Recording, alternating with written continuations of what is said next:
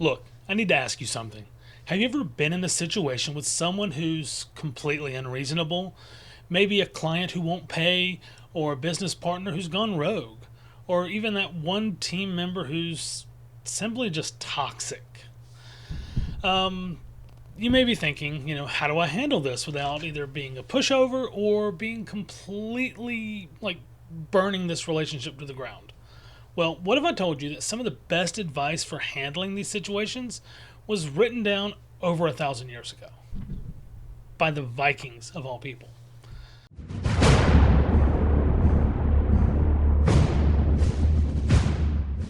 Now, I'm not talking about the Hollywood version of the Vikings.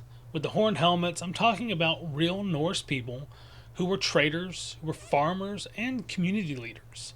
And here's the thing, their entire survival depended on managing relationships well, for obvious reasons.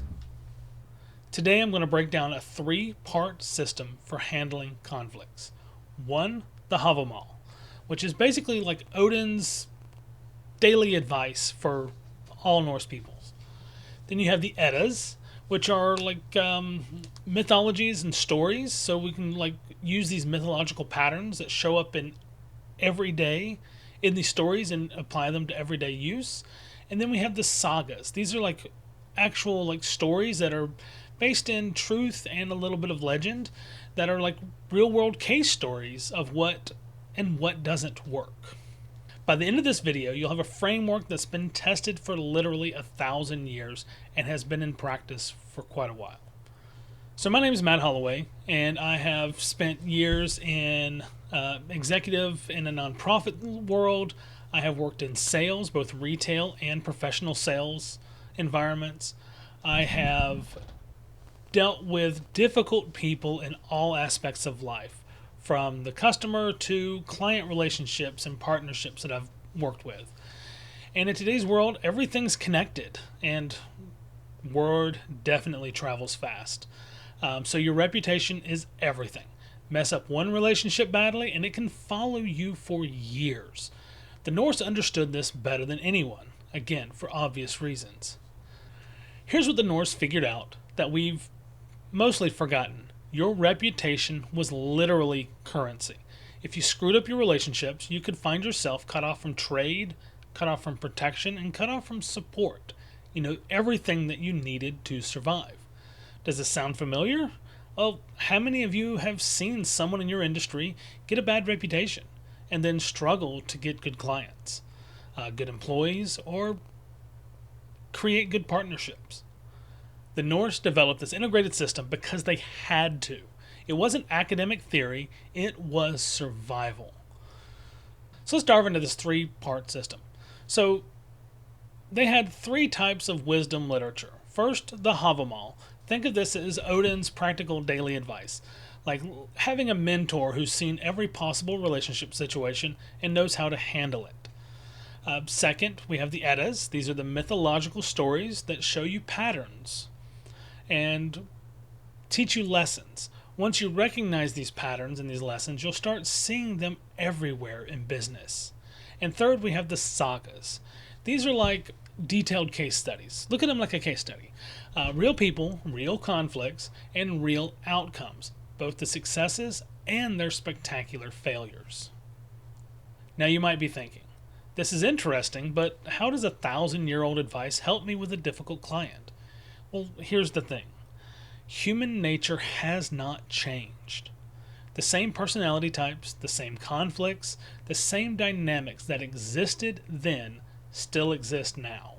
We've just put them in different clothes. Whether you're a farmer trying to sell your turnips in town, or you're in the tech industry pushing out a new app. Let's start with the Hávamál. The Hávamál is basically Odin giving practical advice for not screwing up your relationships. And it sounds like it could have even been written yesterday. Let me show you what I mean.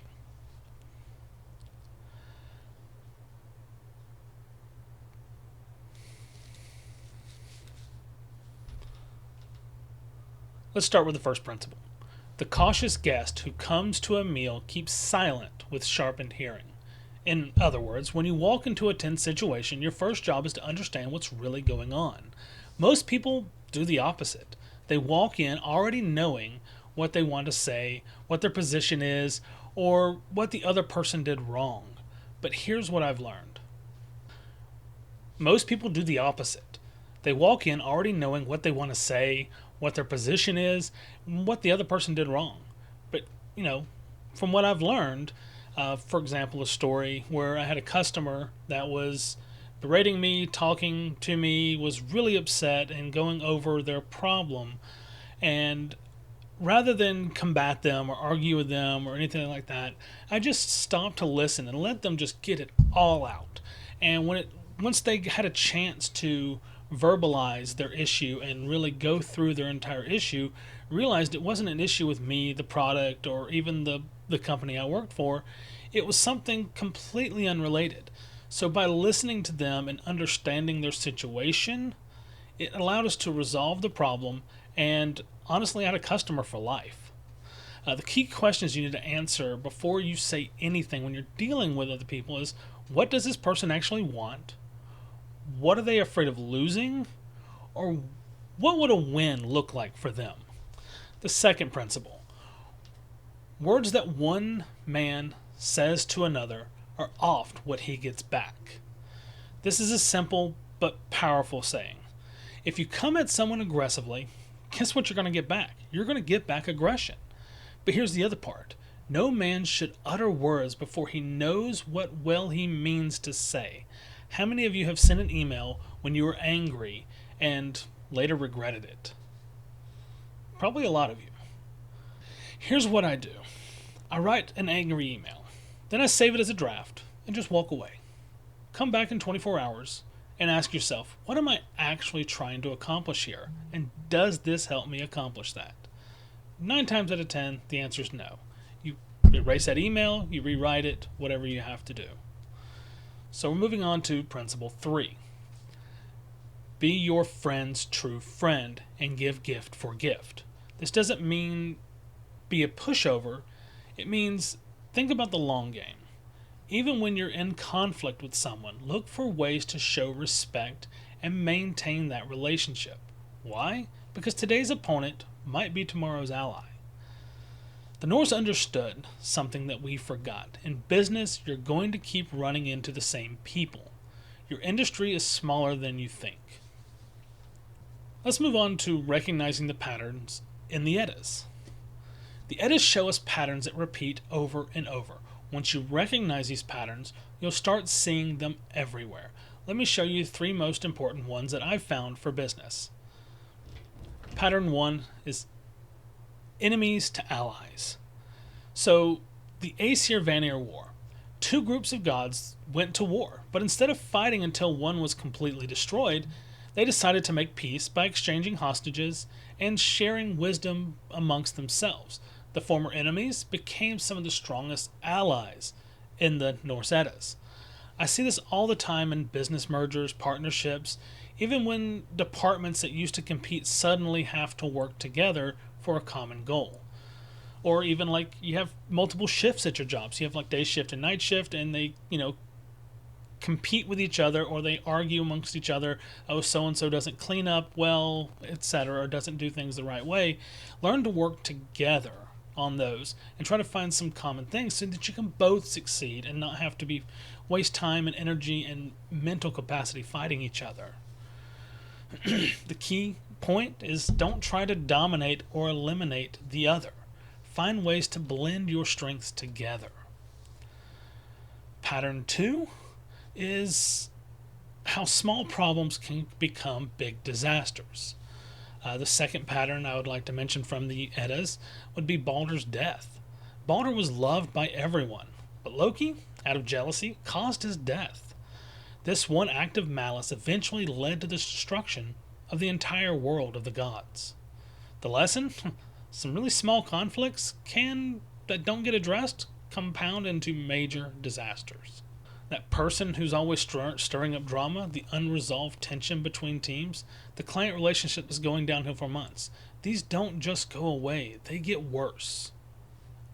The third pattern is realizing, when someone has to go. We'll look at Loki's binding. Eventually, Loki became so toxic that the other gods had to remove him entirely. This wasn't done lightly. Loki had been a valuable asset before, but some people become so disruptive that separation is the only option. This is the hardest business decision to make. The partner who's become dishonest, the employee who's destroying morale, or sometimes maintaining this relationship costs more than the cost of ending it. This can be very, very difficult, and there are ways to approach these decisions by weighing the pros and cons, the cost and benefits, etc., depending on your specific situation. Make this decision how best fits your environment. Now we're going to talk about the idea of case studies or the sagas. The sagas show us these principles in action. Let me give you some quick examples. Njal was the wise counselor. He followed the Hávamál principles, listened carefully, found solutions where everyone could save face. He was incredibly successful until people stopped listening to his advice. The lesson? You can provide great counsel, but you can't force people to take it. Like the old saying, you can lead a horse to water, but you can't make him drink. It's the same concept with knowledge, wisdom, advice. Another one, Eagle, was a strategic negotiator. He had to deal with kings and powerful enemies. He couldn't win through force, so he combined strength with respect. He made it clear he could cause problems, but always left room for the other party to agree without losing face. Grettir was the cautionary tale, incredibly capable but terrible at managing relationships. Every conflict made him more enemies until he was completely isolated. Now, these are some old stories, but when you kind of look down to the basis of, just that story itself, those individual little clips and stories, you can create your own parallels within your own business, within your own environment, your own group of friends, etc. These things work in business, but they also work in personal relationships as well. So how do we kind of put all this together? Let's talk about a 3-step process. When you're facing any conflict, go through these 3 steps. 1, the wisdom check. Before you do anything, ask, what would be wise here? Not just satisfying in the moment. How will this affect my reputation long term? Is there a way to solve the problem while keeping this relationship intact?